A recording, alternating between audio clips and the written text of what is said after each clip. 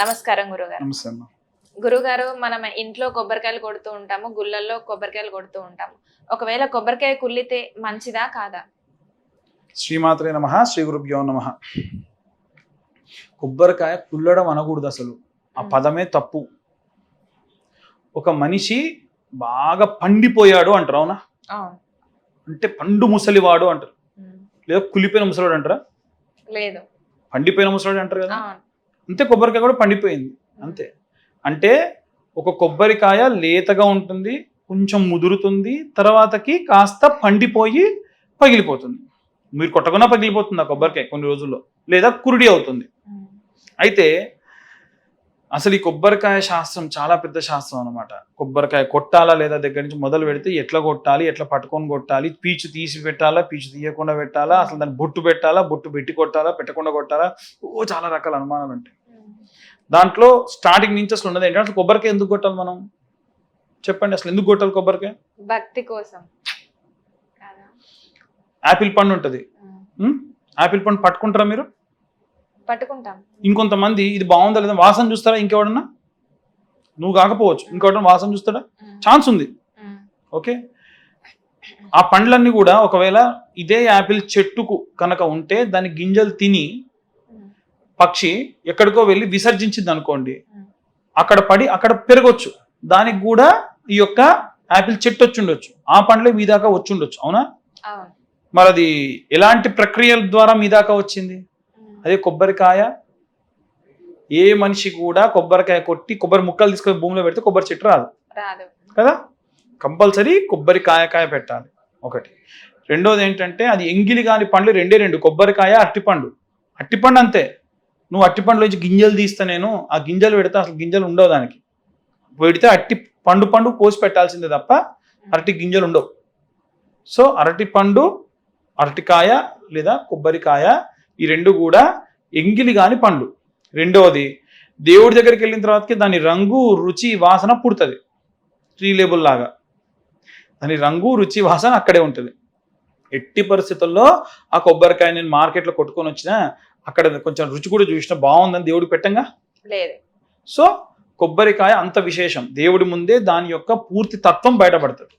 ఇంకోటి, కొబ్బరికాయ నుంచి వచ్చినటువంటి వాసన ఏదైతే ఉంటుందో మనందరికీ చాలా మంచిది. మనలో ఉన్న అహంకారం పోతుంది ఆ వాసన పీల్చినంత మాత్రం చేత. అదే గర్భిణీ స్త్రీలు 5 నెలల తర్వాత కనుక కొబ్బరికాయ కొట్టినప్పుడు పీలిస్తే తన గర్భంలో ఉన్న పిల్లవాడి స్కిన్ ప్రాబ్లమ్స్ రావచ్చు, స్కిన్ క్యాన్సర్ కూడా రావచ్చు. అందుకే గర్భవతుల దగ్గరలో కొబ్బరికాయలు, గుమ్మడికాయలు కొట్టొద్దు అంటారు. అంటే మరి కోకోనట్ వాటర్ తాగుతారు కదా, వాటర్ కూడా తాగనియరు, నిమ్ము చేస్తుందని. 5వ నెల తర్వాతకి తాగనియరు. సో కరెక్ట్ కాదన్నమాట. కొబ్బరికాయ వాళ్ళ దగ్గర కొట్టకూడదు అనే కారణం కూడా అది. ఇంకోటి, కొబ్బరికాయ కొట్టడం నిటారుగా నిలబడతా ఇట్లా కొడతా అనేదానికి కుదరదు, వంగాలి. ఎప్పుడైతే మనం వంగి కొబ్బరికాయ కొడతామో మన అహంకారం కూడా తగ్గుతుంది. ఎవడి ముందు తగ్గినా తగ్గకున్నా భగవంతుడి దగ్గర మనం తల వంచాల్సిందే అనేటువంటిది అక్కడే ప్రారంభమవుతుంది. సో అది ఈ కొబ్బరికాయ కులిపోవడం అంటూ ఉండదు. ఆ కొబ్బరికాయ మన చేతుల్లో పగలాలి అని ఉందనుకోండి, దాన్ని చాలా మంది ఊపి ఊపి ఊపి ఊపి పెట్టుంటారు, అవునా?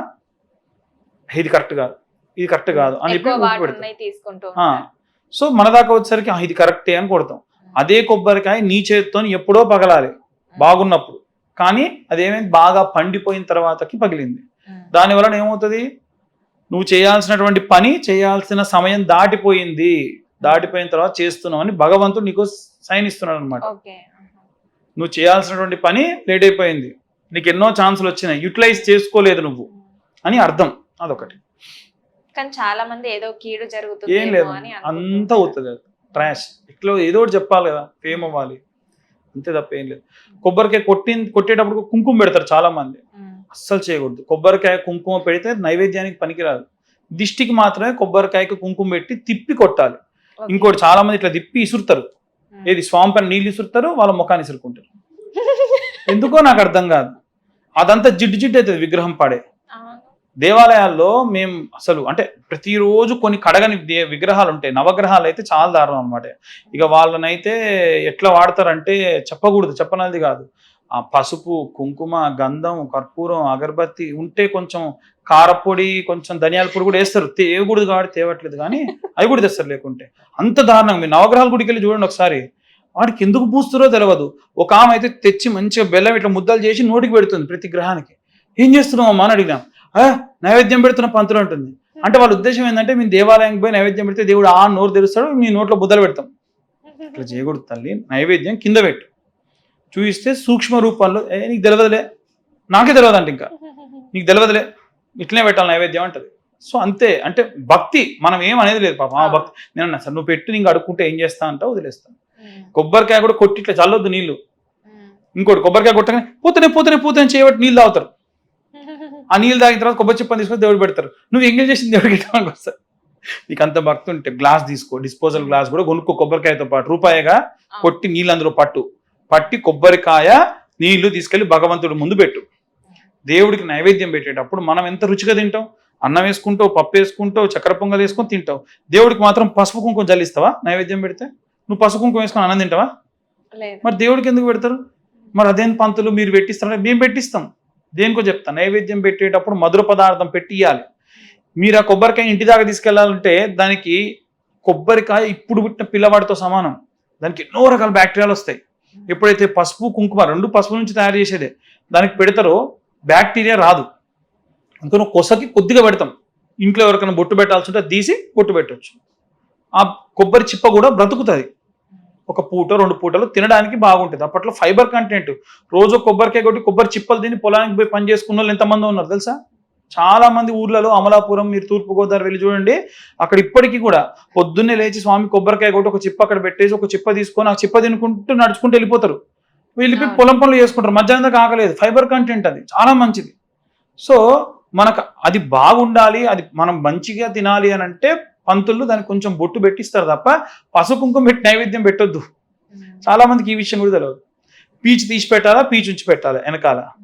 మనం క్లీన్గా శుభ్రంగా ఎట్లా తింటాం, దేవుడు కూడా అంతే పీచు తీసి పెట్టాలి. తెలంగాణ ప్రాంతంలో పీచు పెడతారు, ఆంధ్ర ప్రాంతంలోనేమో పీచు తీసి. ఎక్కడ లేదు ఈ శాస్త్రం. తెలంగాణ శాస్త్రం, ఆంధ్ర శాస్త్రం కొబ్బరికాయకి అసలు లేదు. సో కొబ్బరికాయ రిలేటెడ్ ఇష్యూస్ ఇవన్నమ్మా. సో సింపుల్ ఏంటంటే కొబ్బరికాయ పీచు తీసి పెట్టొచ్చు, బొట్టు పెట్టి పెట్టొచ్చు. మంచిగా నైవేద్యం బొట్టుగా పెట్టాలి, పసుపు కుంకుమ చల్లి పెట్టొద్దు, అవి తాగిది దేవుడికి సమర్పించొద్దు. ఇవి బేసిక్గా మనం ఫాలో కావాల్సిన రూల్స్. అది మొత్తం పండిపోతే చాలా మంది అమ్మో కుళ్ళిపోయేది ఉండదు. ఏమంటే పండిపోయింది అంటారు, అంతే. కుళ్ళిపోయింది అనకూడదు, అంతే. ఓకే గురుగారు, కొబ్బరికాయ అంటే చాలా మందికి తెలియదు, అంటే ఏదో కీడు జరుగుతుందేమో అని అనుకుంటూ ఉంటారు. సో చాలా చక్కటి వివరణ అందించారు గురుగారు. ధన్యవాదాలు.